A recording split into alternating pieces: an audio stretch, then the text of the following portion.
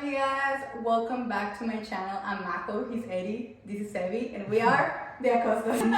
No, ya, de verdad. Okay. Hey, no seas grosero, güey. Hola amigas, welcome back to my channel. This is my husband and we are doing the Q&A que les prometí el video pasado. En mi Instagram and on my last YouTube video, I asked you guys to ask us questions para conocernos mejor y la verdad me dejaron preguntas muy buenas que ahorita les vamos a contestar. But before that, don't forget to subscribe to my channel y aquí también les voy a dejar todos los socials de los dos para que vayan a seguirnos, like, and activen la campanita. So let's get right into it. First question. It's 4 questions, pero las vamos a mezclar en una porque es casi lo mismo.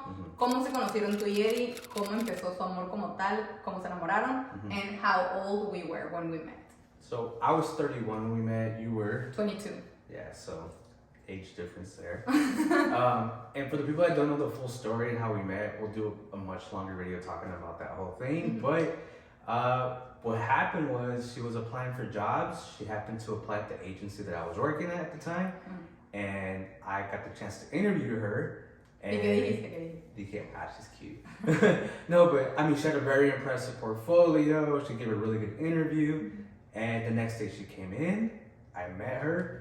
And she got hired, but she didn't exactly start working for us at that time.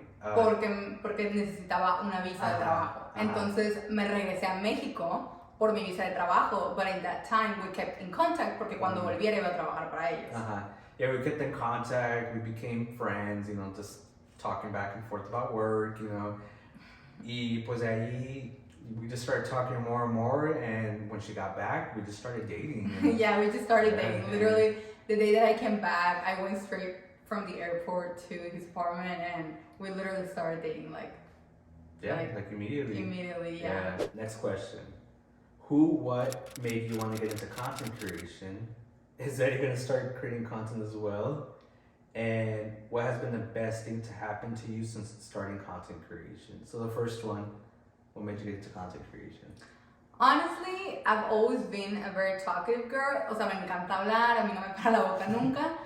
Y siempre me encantaba lo de redes, pero siento que nunca estaba in a good place to start.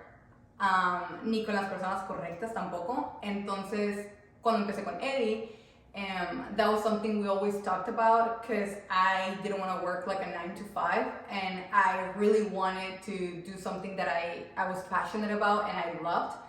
Y cuando nos casamos, ¿verdad? Entonces ahorita yo no puedo trabajar. Entonces literal no tenía nada que hacer, nada. Entonces empecé a crear content as a hobby, but it became more and more serious and people started to support me more and here I am now. And that's the story on how I started. And then the next question is? The next question was Eddie gonna start creating content as well? Well, actually, no, but I did start creating content already. Obviously, that is skill she's creating. She's amazing at it. I'm doing it more as a creative outlet. And it's fun for me to do kind of like daily vlog type of content. I don't speak too much to the camera yet. But I mean, if you want, go ahead and follow me on TikTok. We're gonna link his stuff somewhere here. Yeah, and it's just for fun what I'm doing. I got like 63 followers. So, Pero mis amigas te van a seguir. Yes. And but it's just more for fun for me. It's something just a creative outlet. Like I said. So next question is, what has been the best thing that happened to you since starting content creation? So I would say in the beginning when I started creating content, I was having like a really hard time finding myself here because if you guys don't know, I'm you could say new living in the US. I have been living here for like 7 years, but I grew up in Mexico, born and raised there. Entonces venir aquí y no tenía tantas amigas, como que se me hizo difícil find like a community. But one day when my husband came back from work, I was like, hey, I actually discovered this Latina community on TikTok and it seems like they're super nice, they're really supportive, and I was like, I want to join them. So I would say that was not the peak, pero fue la mejor parte cuando neta me sentí parte de una comunidad y las encontré a ustedes y empecé a shift my content y hacer de verdad lo que me gusta, mi estilo, mi forma de ser y mostrarme más transparente con ustedes es lo que más me gusta porque ahora me siento súper a gusto. I feel like I can speak English, I can speak Spanish because my English is not perfect. Entonces me siento yo and I feel like that was the best part of starting to create content, encontrarlas a ustedes, encontrar mi comunidad. Okay, next question. How did you guys come up with Sevi's name? Sevi is our dog, he's sleeping, so we don't want to say his name that loud porque se va a despertar. This is so cute, by the way. I found you on TikTok and I cannot wait to follow your journey. I love your energy and vibes. Thank you so much. Okay, so the story on our cute little puppy. When we started dating, right? I moved in with him in his apartment y siempre salíamos a caminar. Entonces siempre veíamos muchísimos perritos and one day we saw this super cute weenie dog, right? What was his name? Ratchy. Ratchy. His name is Ratchy. Shout out to Ratchy. Yeah, Ratchy, if you're watching this, we miss you. Y se nos hizo super bonito que un perrito salchicha. We were like, oh my god, that's so cute. And he was playing, he told me like, hey, we should get a dog. We were literally dating como que octubre, noviembre, diciembre, enero, febrero, like 4 months. Yeah, it was very early, and I say as a joke, I'm like, hey, we should get a dog, and I don't know, for the longest time, I thought it would be funny to name a dog Ceviche. I'm like, we should name our dog Ceviche. And it's one of those things where be careful what you say, because you speak a lot of things into existence. And then we have a little Cevi. Yeah, I'm gonna put a picture of him here so you can see him. Actually, yesterday was his first birthday. He's birthday. 1 year old now. Yeah, he's 1 y mañana es su fiesta and I'm gonna vlog that for you guys y probablemente se lo suba la semana que viene, but it's gonna be so cute. Yeah. So that's how we came up with his name y nos costó mucho encontrarlo porque, believe it or not, no hay muchos breeders de Dachshunds y cuando lo encontramos literal llegamos y fue el único que agarramos, ¿verdad? Yeah. O sea, supimos que era él, literal. Literally, we went to go see him, and it was the very first dog she grabbed, a little puppy, and the only one we ever grabbed. Yeah. And we called him Sevi, like on the spot. And we're like, that's him, and we took him home. I remember him being so tiny that I was scared. Yeah. I'm like, oh, he's so small. And I remember telling her, I'm like, maybe when we go pick him up, like in 2 weeks, he'll be a little bit bigger, but he was the same size. Next question. What do you love about living in Arizona? Se acaba de morir mi familia para acá or para allá, and I'm thinking about it. I think most of the time, my favorite thing about living in Arizona is probably the weather.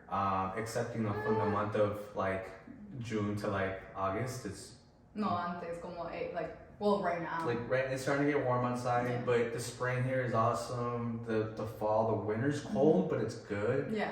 Summer, like I said, it's really hot. And other than that, I think just being so close to places like Sedona. Yeah, and like Flagstaff. Yeah. I just think Arizona es un estado que tiene de todo. Obviamente no tenemos playa, ¿verdad? Pero besides that, siento que tenemos de todo. Siento que neta es un estado hermoso. Yo antes de Arizona viví en Oregon y Oregon también está hermoso. Pero siento que no hay nada como Arizona, o sea, es desierto, pero también tienen partes de que tropical. No sé, está raro, o sea, está demasiado bonito. Y a mí me encanta. O sea, siempre platicamos de que what if we move states or what if we, I don't know, move somewhere else de que en unos años, pero se nos hace muy difícil no imaginarnos aquí porque Arizona nos gusta demasiado. Alright, next question. ¿En qué trabajan los dos? I'm gonna let you start on that. Okay, so I'm a graphic designer / like a content creator now, and I used to work for an agency. Now I'm doing more freelance and contract work. I'm working with a few different companies. I love my job, honestly. I tell people all the time it doesn't feel like a job, and it's something that I've been doing for like about 10 years now. So yeah, I'm a graphic designer, and I love it. So I am also a graphic designer. That's how we met. Cuando me contrató era for graphic designer. I went to school for that, and I am also a content creator now. I am currently not working because I haven't gotten my work permit yet, so I'm just doing all of this for fun. I have not done any collabs, anything like that, because I'm still waiting on that, on the legal stuff. But yeah, I'm a graphic designer, content creator, and that's what we do full time. Well, him, not me yet. But hopefully one day I can do it full time. And yeah, and next question, ¿cómo manejan las peleas o desacuerdos en pareja? Te deseo todo el éxito del mundo. This one's interesting. Lo desgreño, nada de no es mentira. No. I mean, it's like any other couple. Obviously, everybody fights, everybody argues, but it's something that I believe we're both great communicators. Yeah.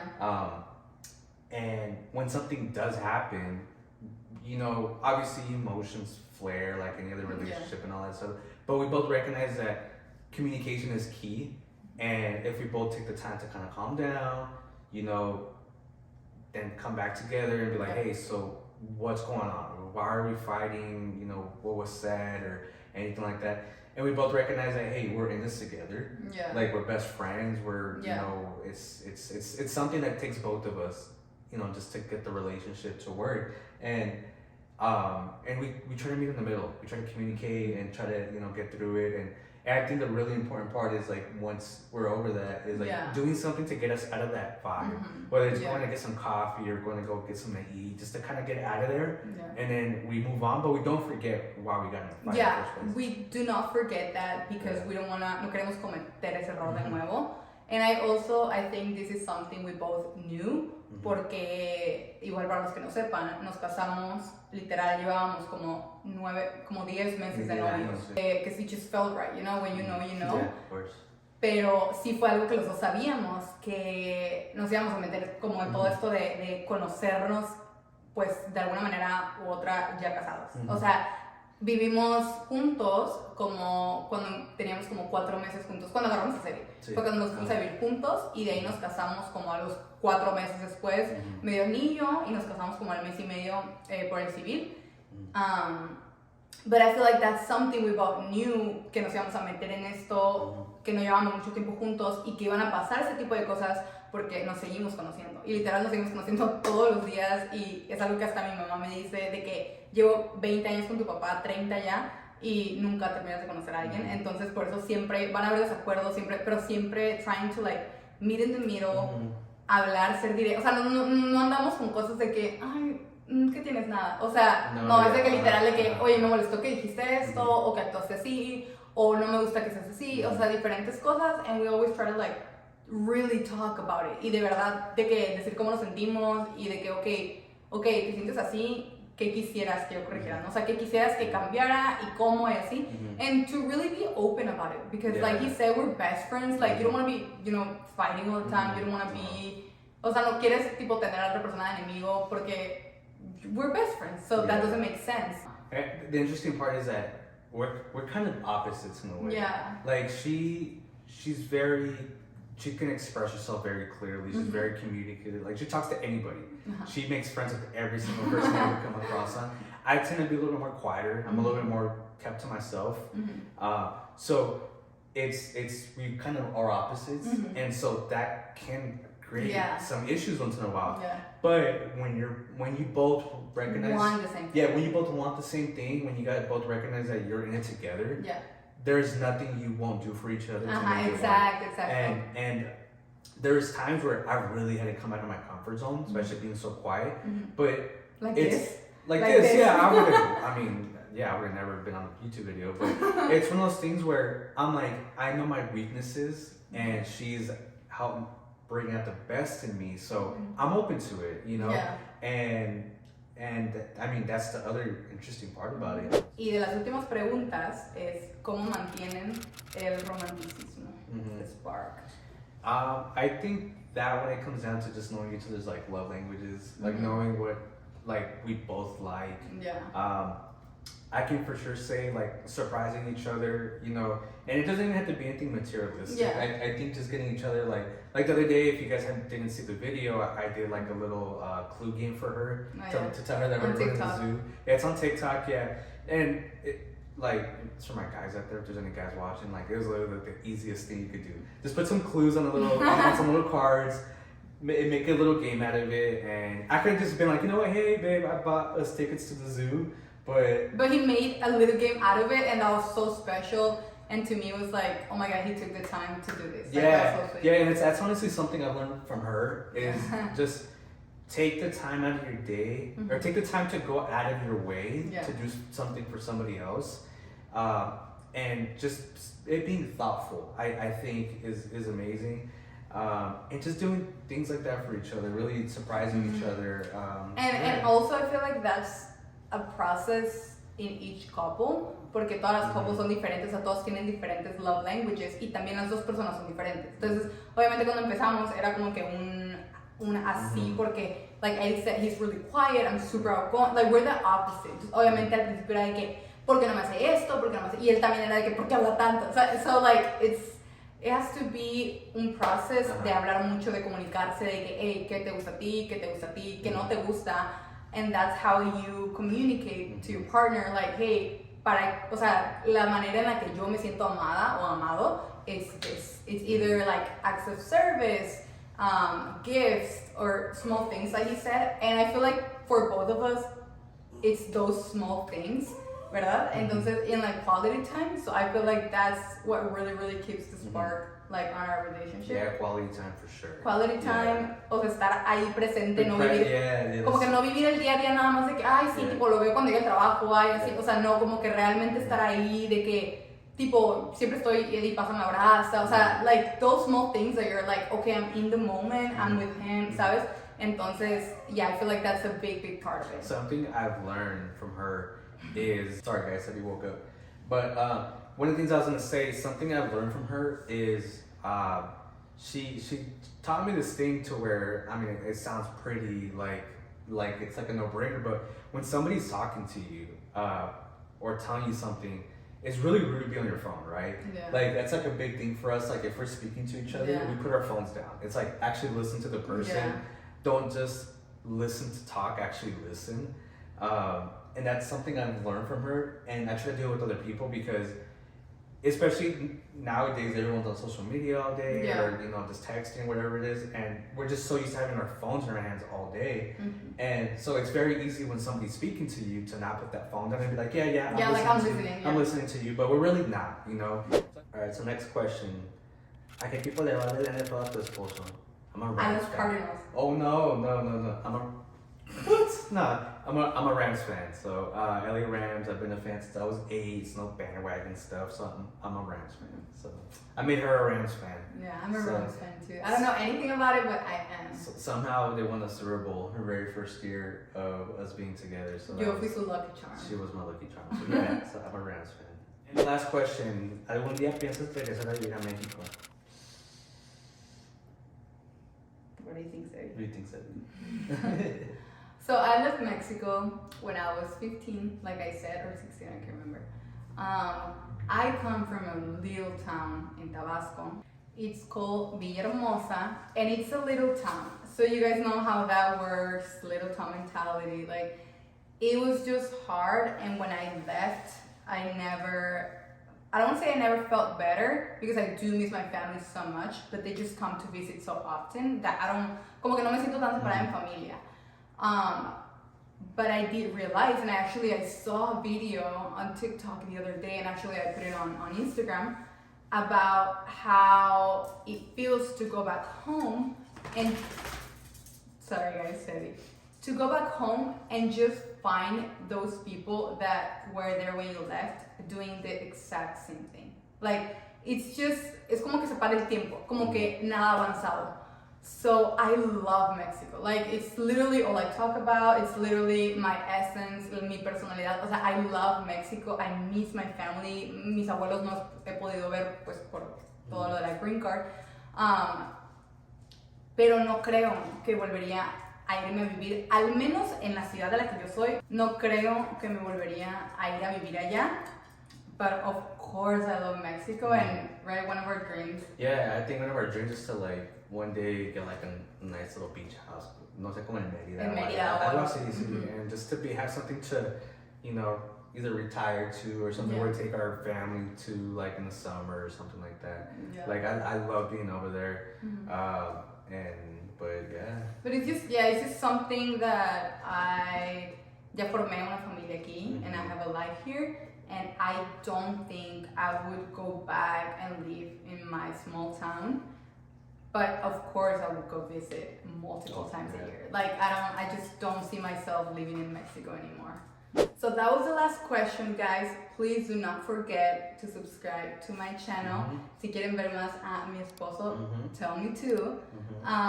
But don't forget to follow us too. We're gonna leave nuestros socials por aquí. And that was so fun. I love talking to you guys, doing Q&As. Me encanta que nos conozcan más. I think that's gonna be so fun on this journey. Que cada vez nos puedan ver más y más. También a Sebi. And yeah, guys, thank you for all the questions. Some interesting questions for sure. Maybe one day we do a part 2, who knows. But yeah, it was fun. Thank you guys for watching. And we'll see you on the next one.